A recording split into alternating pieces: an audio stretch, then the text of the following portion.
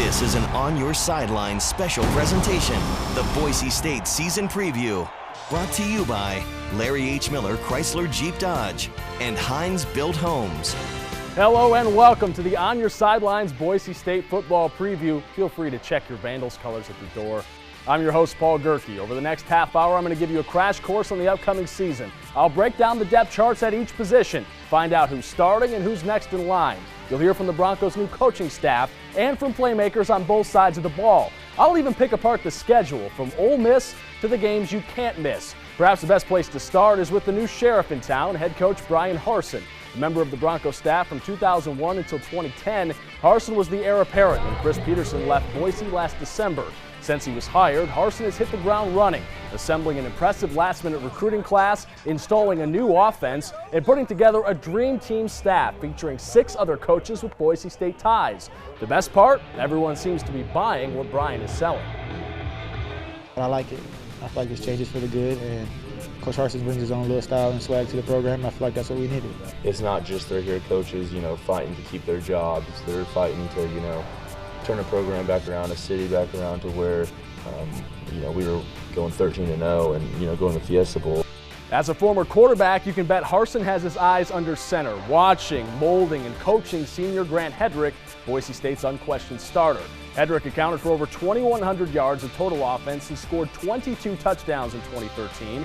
Ryan Finley has established himself as Grant's backup. Tommy Stewart is the number 3. Last year, Hedrick had to rush into the starter's role after Joe Southwick got hurt against Nevada. This time around, Grant has had the entire summer to prepare. Getting live bullets shot at you is a lot different than, running against a scout team in practice. And so you'd like to say you prepare the same, but in reality, it is a little bit different. I mean, you prepare like you're going to take the first snap. You study a little bit harder because you're hopefully going to last the whole season. Hedrick's success will be directly linked to his wide receivers. Fortunately, his top 2 targets are returning, Matt Miller and Shane Williams-Rhodes. That tandem combined to make 165 catches and scored 18 touchdowns last year. Former defensive back Chaz Anderson seems to have the leg up on the number 3 spot. He provides much-needed speed to the wideout group. Close behind, seniors Troy Ware and Dallas Burrows and sophomore Thomas Spurbeck. All eyes will be on Miller, though, as he tries to break several Boise State receiving records in his senior campaign. I saw a lot of areas I can improve on. Just running better routes, being able to understand what the defense is trying to do to limit what I can do. If those records fall, they fall. If they don't, they don't. I'm just excited to get out there and, go reach our goals of trying to win the Mountain West and the bowl game. Tight end has been perhaps the most hotly contested position this fall. 8 players trying to work into Eli Drinkwitz's proposed 4-man rotation. Redshirt freshman Jake Rowe looks like the guy to beat, followed by junior Holden Huff, senior Connor Peters, and Fruitland's Alec Daniels. Former walk-on Jake Hardy has also looked great in camp, as have the incoming freshmen. All the tight ends expecting to see some more work in Boise State's new offense. I mean, they're not dropping out of helicopters and popping out of holes on the field and things like that right now, okay? So let's just get that straight. They're still playing that position, but you know what? If we want to do that, all right, we're working towards getting some of those type of things in there. If players are going to drop into the stadium out of helicopters, Mike Sanford will be the guy telling them to do so. The former Broncos entering his first season as offensive coordinator and quarterbacks coach at his alma mater. The lovely Jay Bates sat down with Coach Sanford to talk about coming back to Boise. I think there was some mutual recruitment going on, me recruiting him and him recruiting me, and it was exciting, and it was just a place that I've had my eye on for obviously a long time. Just about every opportunity that came open, I'd always make sure I'd send a text or make a phone call to Coach Pete or whoever. And the other thing I'm really appreciative of is that the timing was the way it was, so that I've had the opportunity to grow and learn and be away from this family that meant a lot to me, and it formed who I am today in a lot of ways as a coach. Fans are so excited that this staff has so many former Broncos on it. But talk about how important it was for all of you to get away, to kind of get that secondary education that you can get after Boise State. Yeah, I think it's vital to go out and learn a lot of different ways to do things and go through struggles, go through triumphs, be at the the highest of the highs in college football and the lowest of the lows, to be quite honest. But to come back and also see how Boise State had evolved. And you can see that and see how how they've progressed their program offensively. Where this thing has gone, which is it still has a lot of the nucleus and the DNA of what we were offensively way back when, but to also come back and understand how this program and the slogans, the motifs, everything about the program had also evolved as well. So coming back, it's been really a crash course and a really good experience for me to see what happened in the time I was gone. I only remember buzz around coordinators a couple of times, and one of them was here when it was Harsin Wilcox. Do you feel the pressure of the fans, the excitement that they got you and Coach Yates, and suddenly it was like, oh, everything will be okay now? Yeah, I mean, I think the reality is this is a profession. This is this game is pure, and the thing that you love about it is it's gonna, the 11 guys that we put on the field each play, they're gonna ultimately determine, the outcome of what we have, and we're gonna put our best plans forth. And I'm really excited about being opposite Coach Yates. I mean, he's just such a great individual, a great football coach, and just has a unique way about him. And I believe in him. I believe in that defense about as much as I believe in anything, and I think that they believe the same way about us. How long are you gonna be here? Yeah, I hope it's a long time. Mike is expecting the birth of his second child. That might keep him around for a little while. You don't need to tell Sanford how important the kicking game is, nor do you need to remind Dan Goodale. He'll reprise the starter's role for place kicks and kickoffs. Redshirt sophomore Tyler Rousa will back him up. Kevin Keene will handle the long snapping duties. You'll never notice his existence unless he makes a mistake. The only true punter on the roster is Sean Whale, a little job security for a guy who's been studying hard this offseason. Our playbooks are an inch thick of the Coach Harsin section, and then the linemen come in and it's 200 pages thick, and we just kind of stand there, and it's kind of awkward, but it's good. It's time for a quick break, but stick around for the rest of the On Your Sidelines Boise State football preview. Up next, why it's money season for the Broncos star running back. Money season. Money, money, money. Don't leave money out on the field. Get money, money. Each play, I'm trying to make money for myself, for my team, and for my family. If it's money season for Jay Ajayi, the Broncos ought to open up a shared bank account. The son of a Nigerian, born in London, raised in Texas. Elite soccer player, misdemeanor criminal, Boise State running back. That's Jay Ajayi. Titles don't really do him justice, so perhaps it's best to let the dreadlocked, well-spoken, eventual NFLer tell his own story. How much do you want it? When you got one guy that's on you, who fights for those extra yards? I feel like that's really what you see in great backs. Boise State running back Jay Ajayi grew up idolizing Marshall Faulk and Emmitt Smith. Just watching how they ran the football with so much passion. And now he runs just like them. Jay was born in a country where football means soccer. He was an elite player and had connections to the Nigerian national team, but shortly after moving to the United States in 2000, Jay chose American football, almost entirely on accident. It wasn't expected at all. I'd gone to a practice with one of my classmates, and they had mistaken me for one of their team players, and they called me over, and basically they asked us to run around a tree, and I beat everybody.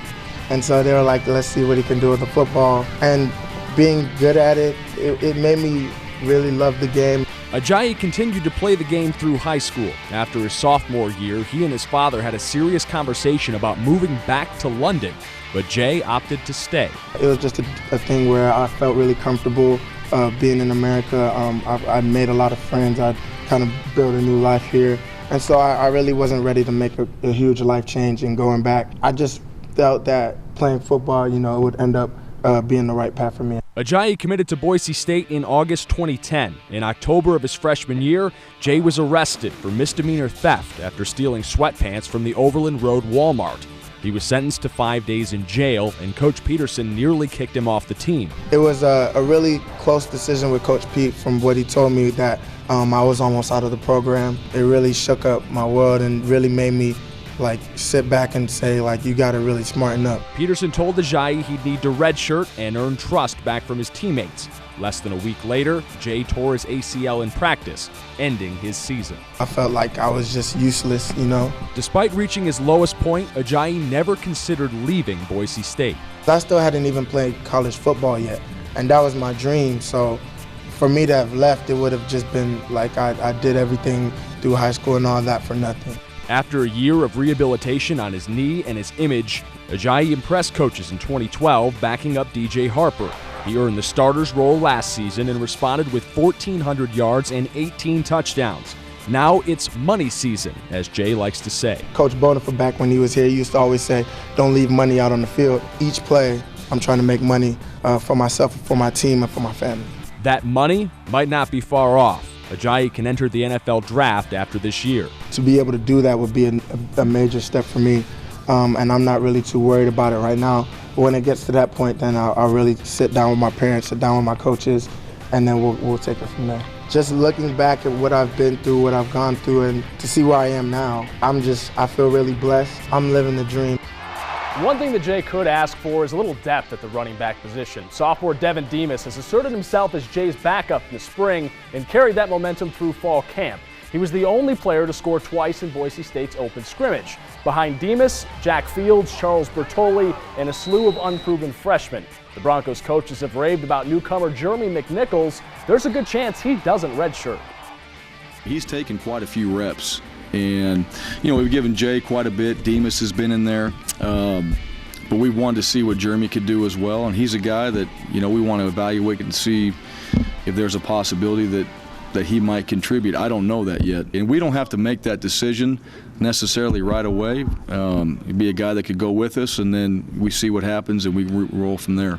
Nobody will be rolling anywhere without the offensive line, which is definitely a point of uncertainty for the Broncos. All 5 positions will be filled by new faces. Marcus Henry and Reese Odiambo did start last year, but they've moved to new spots. Redshirt freshman Archie Lewis is the projected starter at right tackle, but he's been banged up in camp and didn't play in the open scrimmage. Eli McCullough and Stephen Baggett lie in wait. Guards Mario Yaku and Travis Aver will flank Henry at center, and Odiambo will attempt to fill the shoes of Charles Leno Jr. at left tackle.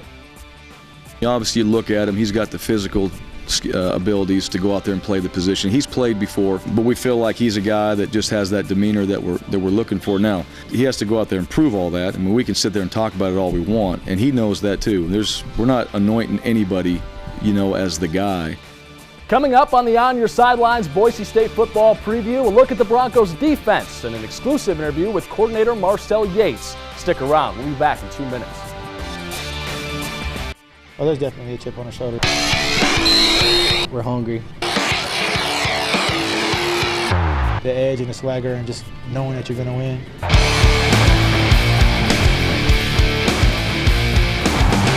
We're trying to get it back to the old Bronco way. Linebacker Tanner Vallejo says that old Bronco way is the reason he came to Boise State. But can he help return the defense to its old prominence? He and fellow sophomore Ben Weaver should start at linebacker. Weaver led the team with 89 total tackles last year and has impressed position coach Andy Avalos in camp. Seniors Blake Reno and Travis Saxton will spell the pair, as will junior Tyler Gray and sophomores Chris Santini and Darren Lee, who will also factor in on special teams. Boise's Bo Jackson, multi-sport stud Joey Martirano will be in the mix too. He had a great fall and seemed to be in on every play in the open scrimmage. Avalos has told all of his linebackers, be prepared to start. One man's misfortune is another man's opportunity, and obviously last year it was a struggle for us, with inexperience in there, but as we said all along, we knew going into this season, it was going to pay off for us, and all those guys are doing a great job competing with each other, not against each other. Coach Harsin made stabilizing the defensive line a priority this fall, and it showed in Boise State scrimmages. Here's a closer look at the Broncos' depth in the trenches. When you think of the Boise State defense, a lot of people think of the D-line. The Bronco football program has a history of churning out NFL-caliber defensive linemen, including 2 last season, Ricky Chongachu and DeMarcus Lawrence. I don't know that we have a DeMarcus yet. This time next year, if somebody has drafted him in the 2nd round, then, hey, we did have a DeMarcus. The spotlight will shine brightest this season on senior Bo Martin, who's taking over at Lawrence's end position. He does have some big shoes to fill. There's been a lot of great players here. DeMarcus is DeMarcus, and you can't really compare him. Just like Shea left and someone else stepped in, and Bo's going to do a good job. I have my own body type and my own gifts, and so I want to try to utilize those. But there's things I can learn from DeMarcus. He's a weight room guy. He's a nutrition guy. He eats right. He takes care of his body. He sleeps. He does all the things that you need to do to prepare yourself to play. I got a lot of respect for Bo, and Bo knows what I want, and he's working his butt off to get better every day. Junior college transfer Rondell McNair will provide depth behind Martin. Come on, let's finish! He doesn't talk a lot, which I think an older guy like me appreciates. He's a very athletic man and very flexible, can run, can do a lot of things. You know, he's one of those guys I think can help us outside and inside at some point. Opposite Bo, two true sophomores are impressing at stud, Gabe Perez and Kamale Correa. You already know the drill! Those three right there are our best three players at those two positions. D-line coach Steve Caldwell intends to rotate Correa and Perez over to end as well. Meanwhile, the middle of the line will be clogged up by senior tackle Tyler Horn and Armand Nance. Horn, who used to play outside, gained 15 pounds this summer to better suit the three technique. At first it was a little different, but now that this is my second year playing it, and kind of just embrace the role. Nance put on weight during the spring, but has since lost it, and Caldwell says that'll help Armand be more consistent. When he gets a little tired, you know, carrying that much weight, he's got to still be able to step up in there and play with the kind of intensity we want him to. Depth in the interior will come from JUCO transfer Antoine Turner, redshirt sophomore Sam McCaskill, and the currently banged up Justin Tamatuia. Caldwell's also high on England's Elliott Hoyt, who improved immensely this offseason. He's built like what a three technique should look like. You know, now we got to get him in there playing like that. From what I've seen this summer, they're developing as far as physically to be able to go out there and do what you need them to do. Now it's a matter of going out there and doing it. We got to be physical and we got to be dominant to have a good defense, and that's kind of just bottom line. Boise State is pretty deep in the secondary. Last year's starters at safety, Darian Thompson and Jeremy Iowani, both return. The pair combined to make 122 tackles. Dylan Lucart, Taylor Loeffler, and four-star freshman recruit Dylan Sumner Gardner will push for playing time. DSG could also see action at nickel, but he'll be looking up at Cameron Hartsfield, Chancellor James, and Corey Bell on the depth chart. Junior Dante Dion has earned one of the starting corner spots. The other is up for grabs. Jonathan Moxey saw first-team reps in the open scrimmage, but Clayshawn Page, Brian Douglas, and Mercy Maston are all in the mix. It's nice. It's a battle. I mean, it's always good to see people compete. So I feel like we're getting the best out of each and every one of them every day, because they know at any given moment they can't just relax and be like, okay, I got the spot. Neither can I. The guy in charge of the Broncos defense has had an interesting career. In high school, Marcel Yates never won a game. His college dropped football while he was a player. He got a chance at Boise State under Dirk Cutter and took full advantage, creating a pipeline to the NFL known as DBU. Now, after a stint at Texas A&M, Yates has accepted his first defensive coordinator job back at BSU, just in time to have a sit-down interview with Jay Bates. How's the Brian Harsin era different? I mean, you've been here through some coaching changes. How's he different? I would say what Harsin is his belief, his conviction. You know what I mean? Like he believes in his program. He was born and raised here. He's a Bronco. He bleeds blue.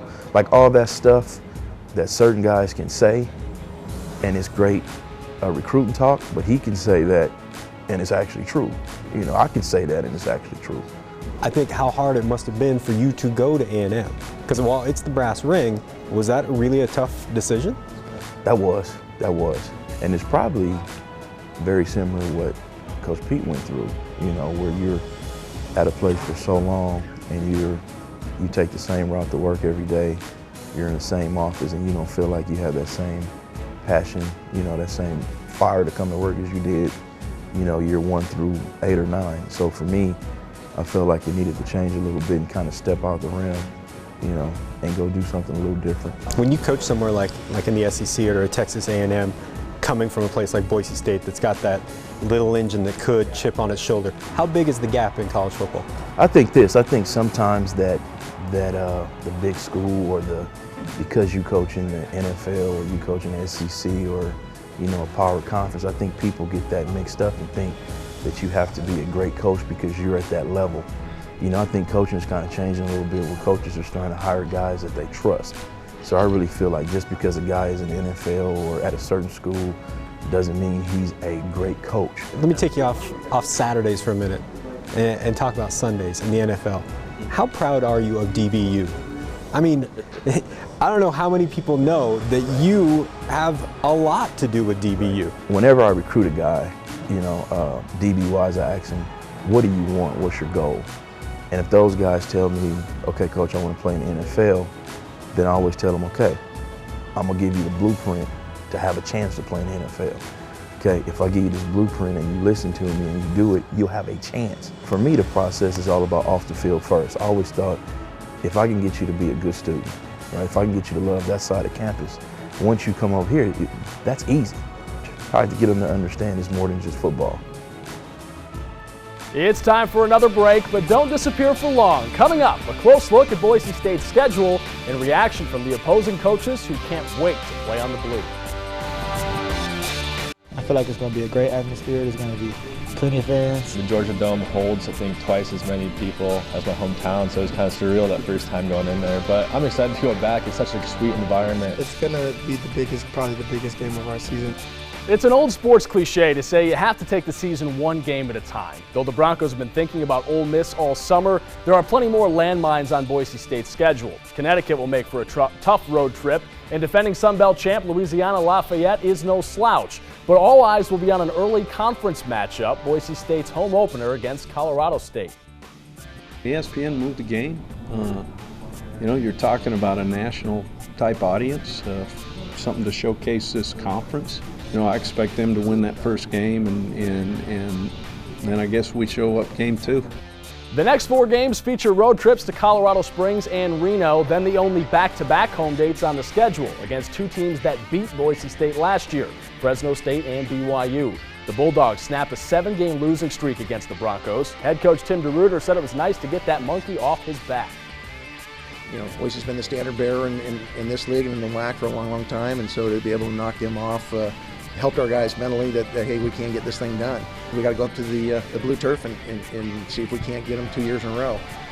It's going to be a different Boise team. It's going to be a different Fresno State team. So it's going to be, you know, a matter of getting our guys not to look at the blue turf and just line up against somebody and let's see if we can get it done.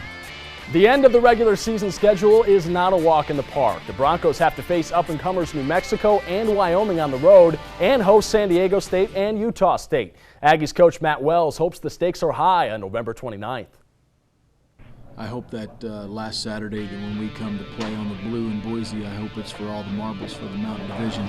You know, for us, we're going to have to play 4 tough Mountain Division opponents before that, and we're going to have to put ourselves in a position to make that a game.